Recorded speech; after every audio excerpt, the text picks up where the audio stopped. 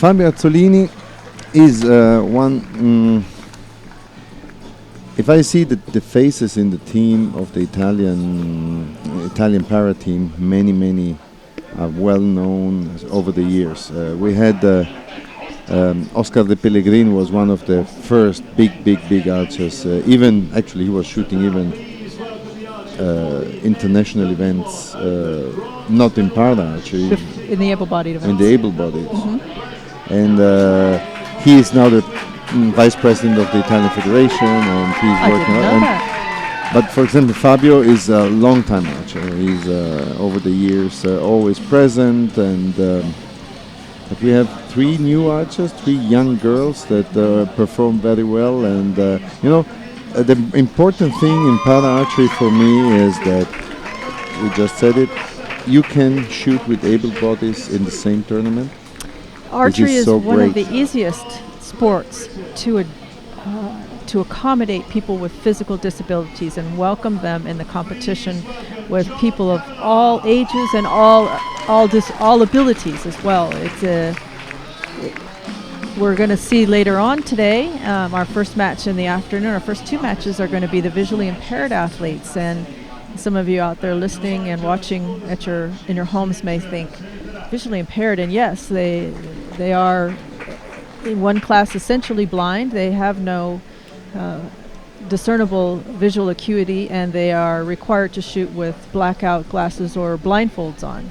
In the other category, the V2-3 category, they have some sight, but it is measured in a classification requirement to be that they are the same across the board or within certain parameters. John Cavanagh looks like is going to be starting out this match on target 2. He is the higher ranked archer of the 2, coming in 7th from the qualification round. 6 high. Is it a smile on Fabio's face after the 6? I don't think that. He has still to shoot his first arrow. I think it's a little too early to start smiling about that yet. Oh, nicely placed arrow though. Fact is, I know Fabio, he's a very a person bringing a sunshine, a smile every time he comes in, as most of these archers. In 1 week I didn't see a lot of disappointment. Well, I think that has a lot to do with the amenities that have been supplied here too, that the transportation has been consistent. The grounds have been very welcoming. They've been user-friendly. It's easy for the athletes. We have a full-size practice field on the backside of the stadium. They can go and continue to fine-tune their form and technique. Right now, John Cavanagh sits with a 22 for this end, and Fabio is shooting his last arrow. Right at 19. He lets it go. Nice start for Fabio with a 28. John has his work cut out for him.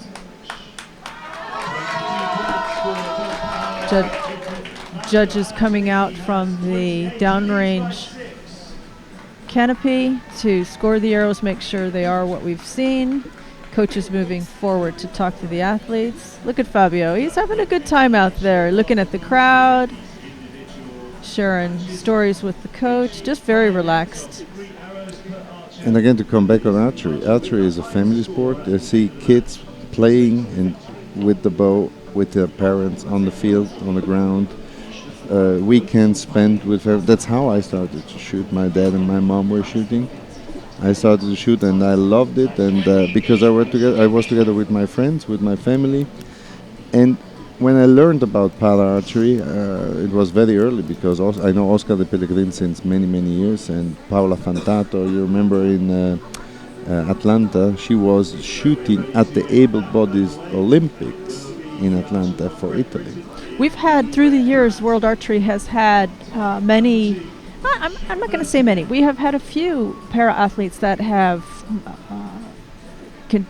contributed to the growth of archery and the growth of para-archery, but displayed and competed very well at the able-bodied level. Neroli Fairhall from New Zealand for many years was a fixture on the international scene, just as Paolo was in '96. John starting out the match as he is the lowest scoring archer at this point in time. Took most of those 20 seconds. He let go with about 7 seconds left on the clock. But came back strong. It's just been first end jitters. Who knows? Maybe liner. Even the most experienced archer sometimes has those first end jitters.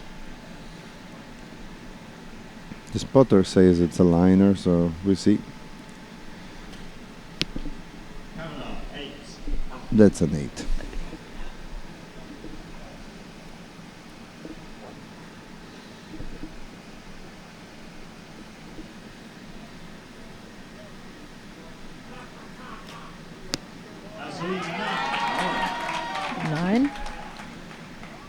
And you see the W1 are shooting compound, but without a scope.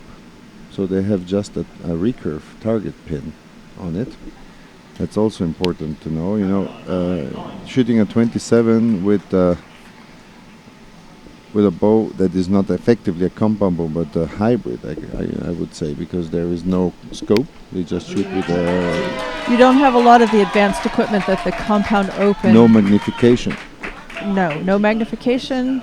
You're not allowed a peep sight, and the poundage is left maximum at 45 pounds. When the compound open, the maximum is 60 pounds, and it's almost in the States, sometimes we have another archery organization in the same class. It was referred to an unlimited division, meaning just about anything is allowed to be placed on the bow that will have an impact or to the benefit of the archer if they believe it so. The basic restrictions are allowed. You're not allowed anything electronic or electric. A camera view over the field. There you see some of our spectators.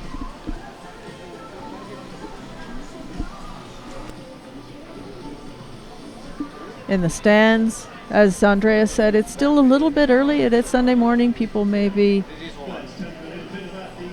taking time for family. We appreciate the people who are here, though, and the athletes who have come to support their teammates out on the field.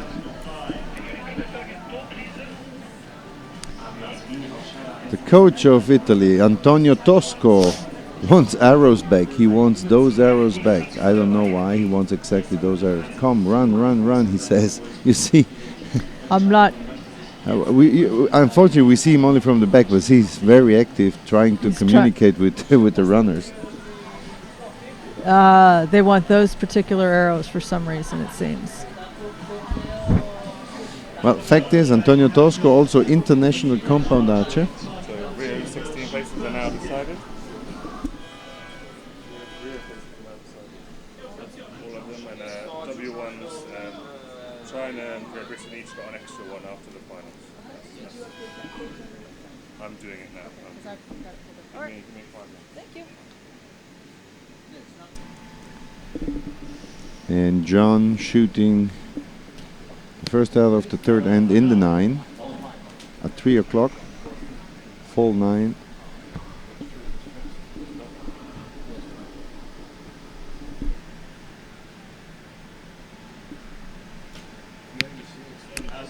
Fabio with an 8. He has still a 5-point advantage on the board.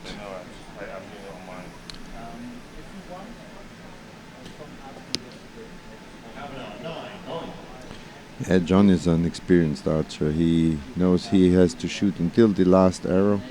He shot a great 143 against 142 against John Walker, losing the semi-final by 1 point to the finalist John Walker, who is coming up next with David Drahoninsky from Czech Republic, who did beat Fabio Azzolini in the semi-final. So nice end for John. Seems like he's picked up his pace just a hair. Having 2 ends left, Fabio must shoot a good arrow now. 8 high. If you see, all these arrows are high. I would move the side. The lowest arrow was an 8 at 9 o'clock.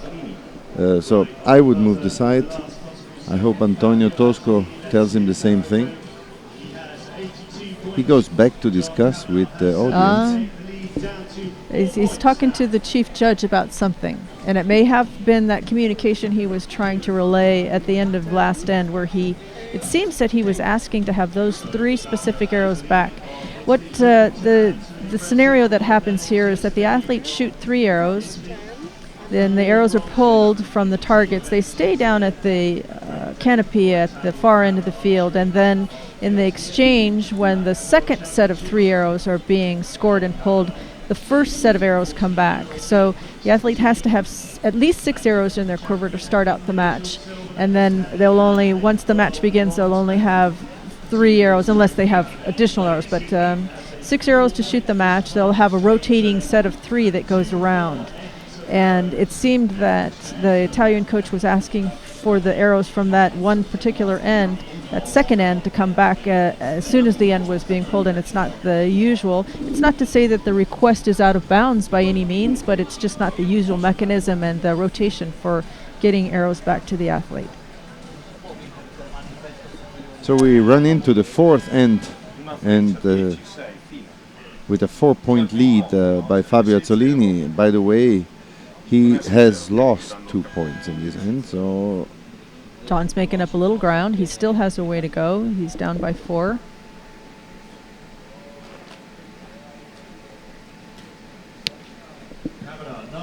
Let's go with 9 seconds left in the 20-second clock. Azzolini up. Azzolini, I apologize for that mispronunciation. A 10. Maybe he likes that set of 3 arrows.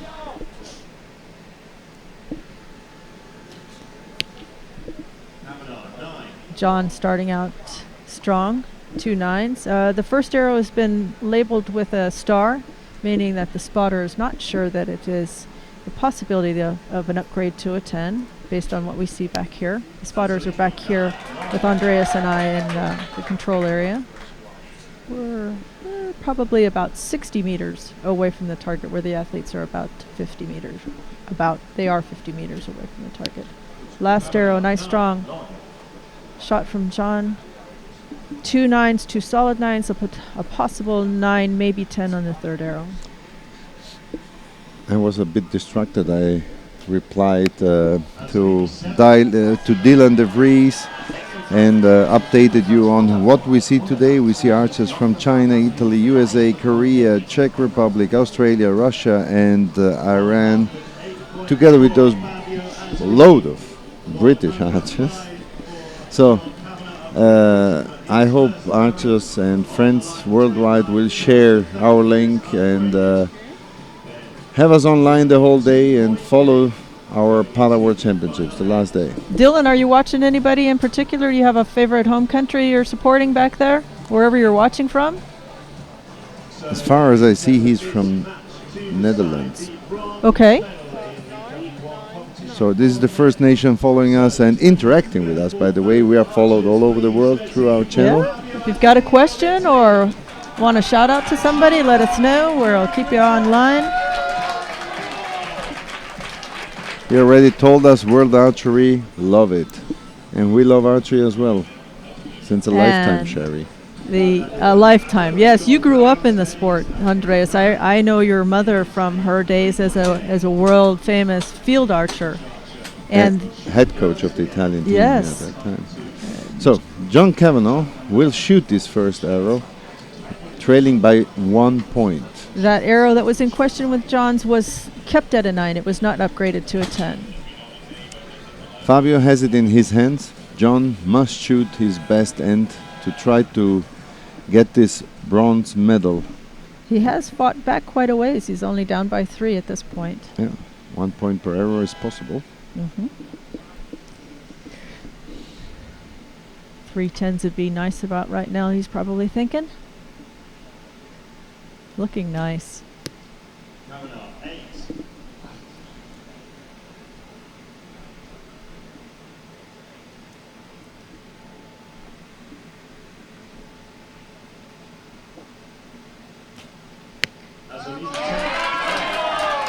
Azzolini is not given an inch there. He's going to make John have to work very hard if he wants to challenge him. 8. We have seen yesterday Italy winning already some bronze medals. Actually, they won all the bronze medal matches yesterday, so this seems to be a rule for this tournament that they want to have all their bronze matches won. So Fabio with an 8, 5 points lead before the last arrow. So he needs a 10 to keep his hope alive. That's an X. Nicely done. So everything in the blue brings Fabio at least to A tie. but he didn't, as I said, he didn't shoot less than a 7. Nope. He shot a 9 now. 135, 131. We have Fabio Azzolini from Italy winning his bronze medal, celebrating, and you see the friendship of these archers, Yes. shaking hands, going together.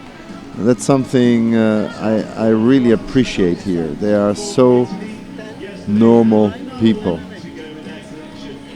Archery, in the scope of other sports, is a fairly small sport, and many friendships are created on the competition field of play that last a lifetime, and you're excited to travel to international events to see old friends and renew those relationships. And with email and Facebook and Twitter and all the social media that we have, it makes it easier to stay and keep in touch with friends that you meet across the world. There you go. That's it, folks. That's exactly the picture. Coaches alike, sharing.